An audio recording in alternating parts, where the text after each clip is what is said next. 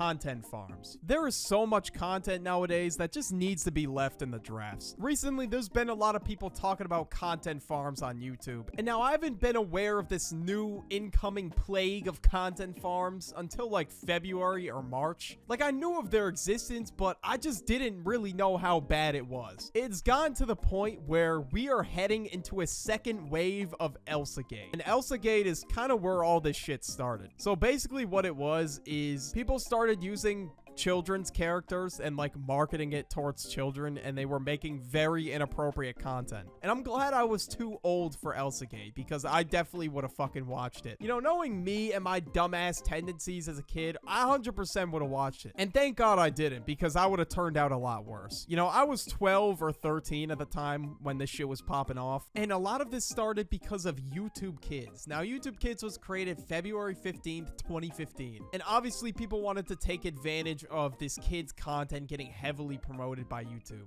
And what YouTube didn't realize at the time is that people were making inappropriate content with characters that appeared to be kid-friendly. So all of these kids were getting exposed to weird-ass content at a young age, because on the surface it looked very innocent to the parents. But these parents gotta just stop leaving their kids with the iPad and letting them watch whatever the hell they want. Like, they have to actually know what they're watching. And as parents, they should make sure that they're actually watching something that's appropriate for them. Now, I never really had access to YouTube until I was like 9 or 10 years old. This weird or disturbing content hasn't really made a wave on YouTube yet, but there were still like animations of like popular characters and like YouTube poop shit that I would fucking watch. I most definitely was subject to brain rot growing up, 100%. I mean, for God's sake, I watched Annoying Orange. I got access to YouTube in like 2012, and at this point in time, like, the guidelines weren't as strict yet, so I could have very well have seen content like this on my homepage. Now I think about it, maybe I have seen some weird ass shit and I probably just don't remember it. But kids would click on one video and then get led to the next one and the next one, because YouTube has like the suggested system. So they would just see even more of these videos, and the parents would have no idea what they were watching and how much of that shit they actually watched. This stuff was promoted all over YouTube Kids because YouTube thought, well, it looks fairly innocent, so they would just put it on the app, like just right on the homepage. And if a kid happens to stumble upon this type of content, that shit could do some damage, like it would scar them. Got to the point where YouTube got sued by the FTC and the whole COPPA Act was made. Everybody thought they had to delete their channels, it was over. And it was because of YouTube's garbage filters. They were showing content on the YouTube Kids app that was not meant for kids. And at this point in time, every creator thought they were cooked, but eventually YouTube came out with this thing where you mark your content as for kids or not for kids. And I mean, okay, it probably helps for the people that are honest and actually mark their content correctly, but people are still gonna take advantage of this. And if these kids really wanted to get on the actual YouTube app, like, they could just lie about their age or just use a parent's account or something. Like, the amount of incoherent sentences I see in the comments on YouTube is actually wild. And as the years went on, 2020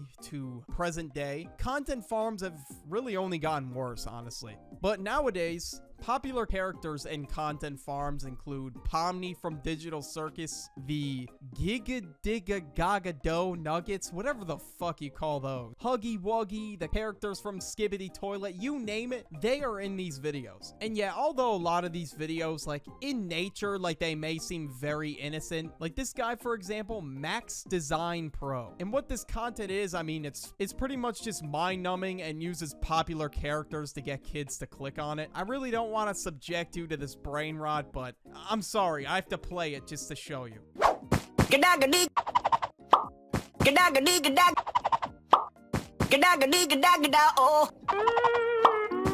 What?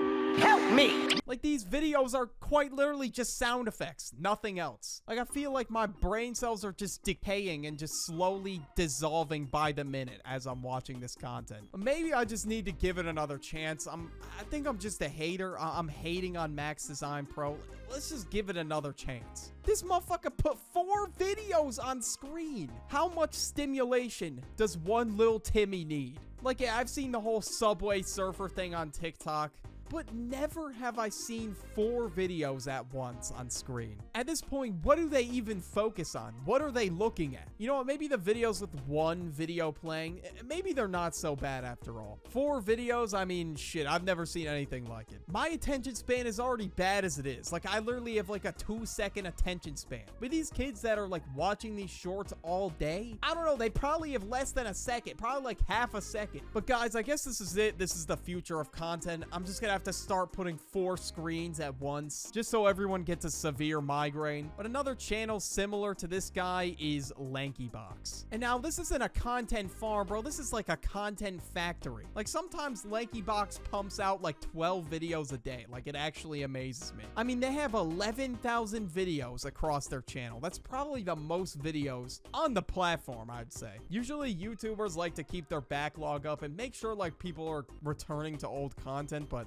I don't think anybody in the world has time to watch 11,000 videos. If you were to sit down an iPad kid and say, watch LankyBox until you're done watching their entire catalog, they're gonna be a grown-ass man by the time they're done. The nature of their short-form content is pretty much the same. Characters that are popular with kids, sound effects, goofy-ass music, you get the point. But I'd argue their long-form content is just as bad. Like, as soon as I click on this video, I'm just bombarded with screaming, extremely fast-paced editing, bright and flashy colors, like the whole 9 yards. Never have I seen so much flashy edits in one video. They probably got their editors working overtime, bro. Like, this is insane. And LankyBox has gone so mainstream that they literally have products in Target and Walmart.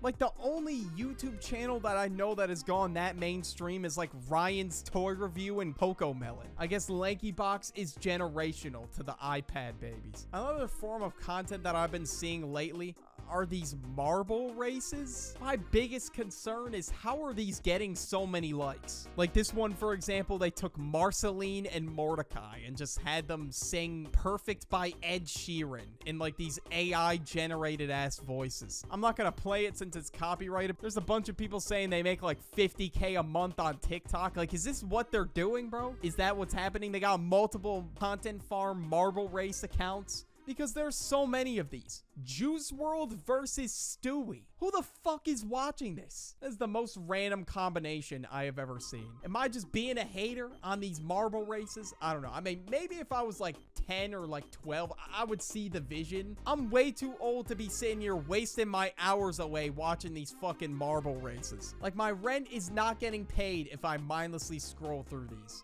I guess rappers are being put in brain rot now, these fucking marble races, and they're also being put in like these Minecraft animations. Like, if I were to explain this to somebody that's not really in tune with the internet like that, they would be like, what the fuck are you talking about? Like, are you on crack? No, this is a real thing. Like, I'm not even trolling. You'll see for yourself. I'm just gonna play the video.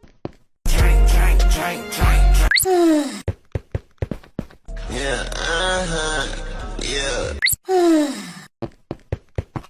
I will never understand the hype with these chicken nuggets. Like, can someone please tell me? I don't know. Maybe I'm just behind. And then they got Nick Avocado too. Like, what the Everybody wants to get in on this hustle, even the family channels. I caught Pomni pregnant in real life. Like, at this point, I'm not surprised that the creator of Digital Circus had to address this. I mean, like, imagine if this was your job. Imagine you had to wake up every day and make videos like this. No matter how much this shit paid, I wouldn't be able to do it. Like, I'd rather live in a box and be homeless than do that shit. There's this family channel called Fat TV. And basically, they made this series where they become Skibby Toilet. And they just make noises for the entire video. These are grown-ass people, by the way. And as you can see by the like to dislike ratio, oof. Yeah, this was not received very well, bro. 41,000 likes to 24,000 dislikes. Holy shit. Are we gonna devolve as humans to the point where content is just gonna become noises? I mean, this video is pretty much 16 minutes of just noises. 1930, we will have a time travel machine in 2024.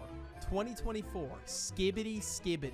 Now, thanks to me making this video, I should have went on like an incognito account or some shit. Now my recommend is just gonna be littered with a bunch of fucking slop content.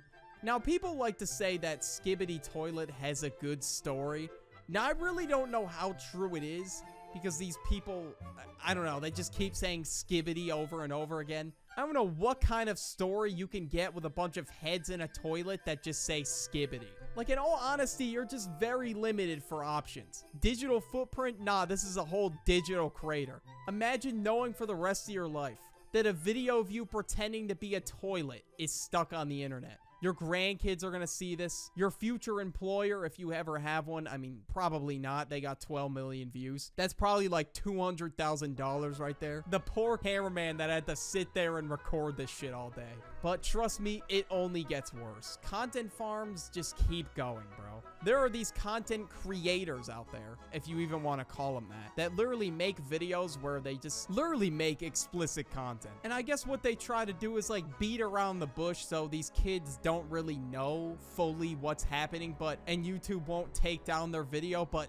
this shit is so fucked up. Like, you have to be one deranged individual to make this type of content. Some of the stuff in the videos are so bad, I can't even show it in this video. Like, I really don't know how this shit hasn't gotten a strike yet. Like, it's crazy to me that they're allowing this type of content to exist on the platform. Like, if I put a GIF with like cartoon violence in it, that could get me age restricted. But these people can pretty much just lurk the platform scot-free, which is crazy. And although that a lot of people might argue that shit like Digital Circus isn't made for kids, kids still watch it. It doesn't matter. And especially if the characters are being put into brain rot content, of course kids are gonna watch it. It's weird as hell, so I really don't want to play the video. I'm pretty sure just seeing the video will get me put on some kind of list. Like, that's how disgusting this content is. This content pretty much just belongs on another website, and the titles alone already make it sound like they belong on that website.